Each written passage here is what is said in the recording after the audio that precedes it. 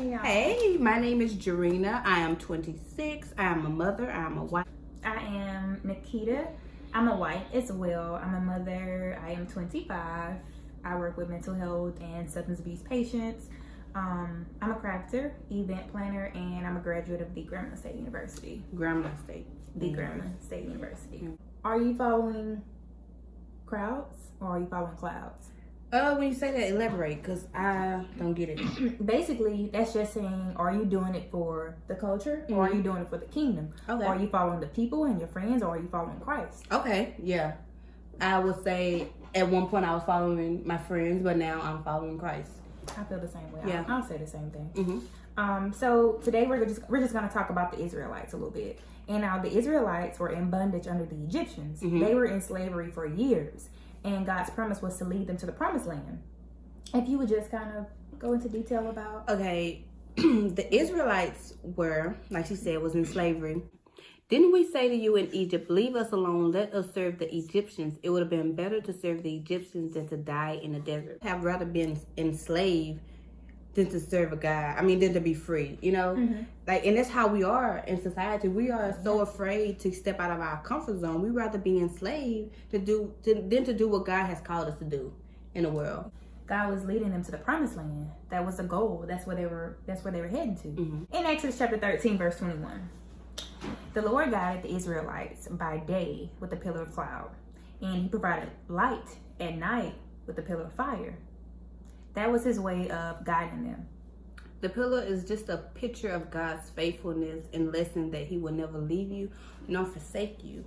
It even said at one point that he went from being in front of them and leading them to getting behind them and protecting them. And that just lets you know how God is. Like, God is not only a leader, he is a protector. Where he's not going to take you somewhere that you don't belong. He's not going to take you somewhere and just leave you there. And really, when I think about God, I like to think about God as, you know, a traffic light. When he tells us to go, we have to go. When he tells us to stop, when it's the red light, we stop. Mm-hmm. But when the light is yellow, we have to slow down because we don't know what's ahead. If we move too fast, we can be headed for trouble. Yeah, we have to yield. You have to yield to God. We have to yield. You better say that. I did. But you have to trust him. You have to trust him. You can't try to guide yourself. You have to be guided by God. You have to be led by God. Yeah, you have to trust God with everything. You can't just say, okay, with this situation, I'm going to trust him, but I'm going to handle this one by myself because I think I got this. God, thank you for that, but I got this. I got it from here. I got it. You good. I'm happy you did that, but I got it. I feel like when you're on a spiritual walk, when you're on that journey with God, a lot of people will try to bring up your past. They will. And you can't let that stop you. You can't let that make you not want to be all in with God, because whether you're doing good or bad, people are always going to bring up your past. But they will bring up your past, but you have to be able to embrace your flaws. Embrace your past. Whenever you get on that spiritual journey with God, whenever you become all in, you can't turn back just because somebody say, well, you used to do this, or, you know, you used to do that, or you were at one point a bad alcoholic and now you're sober and you're trying to praise God. Like, I can't respect a person like that. It's not for you to respect. Nobody's to judge. Only God. Only God can judge. And that's the problem. A lot of people try to judge people off past things and past mistakes, but people can't do that. They really can't. Nobody can judge. And so in Numbers 9, verse 17, whenever the cloud lifted from over the tent, the Israelites would leave and they would follow the cloud. Mm-hmm. And whenever the cloud was settled, the Israelites would set their camp and they would stay there until they were led, you know, otherwise. Yeah, it's like the way it was like no matter what they was doing, like they could have just arrived at their destination that night. If they went to sleep and woke up and the cloud was gone, everything that they had, they was like, baby, we gone. This cloud, what a cloud is. It's time for us to go. Like, that's how it was. And they were so obedient to God. Yeah. That's what I love about them. I feel like, you know, God will sometimes take us on a route and we'll sometimes question it because we don't know the route that he's taking us on. And I feel like he'll put us in uncomfortable positions. So, you know, at times we'll start to wonder, like, you know, where is God taking me? And that's been something that I would say that I struggle with maybe because I've always wanted to, like, map out, you know, my life. Yeah. I've always felt like, okay, before I even started college, I said, okay, I know what college I'm going to attend. I know what sorority I'm going to join. I know where I'm going to relocate to whenever I graduate. Mm-hmm.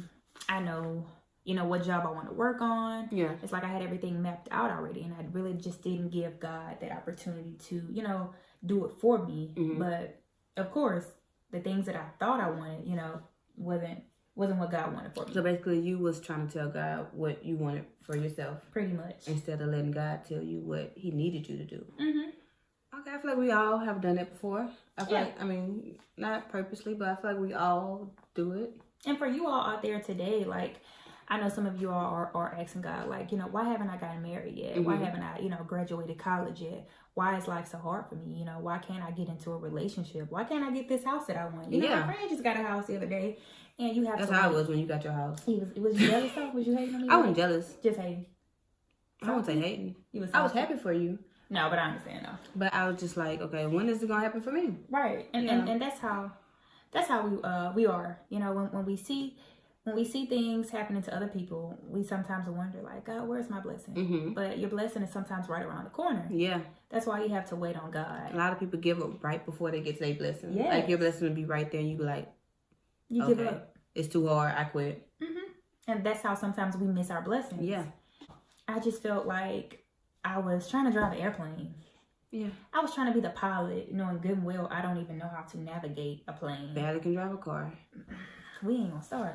I had to take several seats. Like, have you ever had to take several seats? I had to take several seats. Okay. Yeah. Either God would sit me down. He would sit you down. Oh, that's I'd rather take a seat instead of him sitting me down. But like, I found myself, you know, sitting on the airplane with God, and really and truly, when God was able to navigate that airplane for me, the landing was so smooth. But just while I was sitting on that airplane, I noticed that, like, I didn't know where I was going. Yeah. And it's like, I didn't understand the detour that God was taking me on. Like, that's because I always wanted to be in control. But then I thought, like, I really trust God. So it didn't even matter where I was going. I looked around and the places were unfamiliar. You know, God will put us in unfamiliar situations, unfamiliar places, but we have to trust him and know that he's going to lead us to where he wants us to be. Amen. So it was a detour. Can we just talk about detour a little bit? Go. So Exodus 13, verse 17, when Pharaoh finally let the people go, God didn't even allow them to take the main road. Although that main road was the shortest route to the promised land, he put them on a route that took just a little bit longer to get there. So why did he do that? He did that because God said, if the people are faced with battle, then they may change their mind and they may go back to Egypt. I mean, if they took the short route, they would have remembered to go back. Yeah, they would have been able to go back. That's why it would be easier for them to go back. Okay, I get it. Okay, I get it. Go ahead. So basically, God led them in a roundabout through the wilderness toward the Red Sea. And I feel like that's why it's important to follow God's route, because if we don't follow God's route, it'll be so easy to go back into those toxic relationships. Yeah. To go back into those same toxic God better have did that. To go back to drinking, to go back to using drugs, to, go back to acting the same way you act. I feel like that was God. Like, that was God. For real. Like, okay. Like, literally, it really was God. Like, nobody but God. Because like, he gets all the glory. Yeah. That was good. Because so many times, like, think about it, if it was just that easy, that's why we really don't get to our blessings, because we get so, if it's so easy, we're gonna turn back. We get complacent. And we figure that, if it's so easy for me to do, I mean, I can easily just go back to that old behavior. Yeah, because I'm more comfortable with that. Yeah, that's your comfort zone. Yeah. When it gets so hard, people go back. That's why a lot of people have backslid so many times. We all have. Doing this work for God is starting off as hard. It's a change. It's out of my comfort zone. It's something that I'm not used to doing. So it's easier to go back to what I was doing before this. It's easier to go back to drinking, to gossiping. It's easy. So that leads us to the question, are you following the crowd or are you following the cloud? It was like, I can't do this, God. I can't. I'd rather be into slavery. I'd rather be into bondage than to get out of my comfort zone. And that's a lot of us today. But we have to step out on faith. We have to give everything to God. Let him use you. I promise you, that will be the best decision you ever made in life. You have anything else you want to say? I just want to say, don't allow anyone to, don't allow anybody to tell you that you can't do it, because all you have to do is do it. If you feel that you can't do something, or somebody tell you you can't do it, all you have to do is do it. Prove them wrong. Yeah. Step out on faith and let God lead you. Yes. Don't be controlled. Don't control it, but let God lead and guide you. that will be it for today. You will see us again next Tuesday. I hope you guys enjoyed it. I hope this was everything you needed to hear, because like I said, I know a lot of us are in the crowd, and we are just trying to get you guys from that crowd to that cloud. Thank you so much. Guys, today is, do you trust God?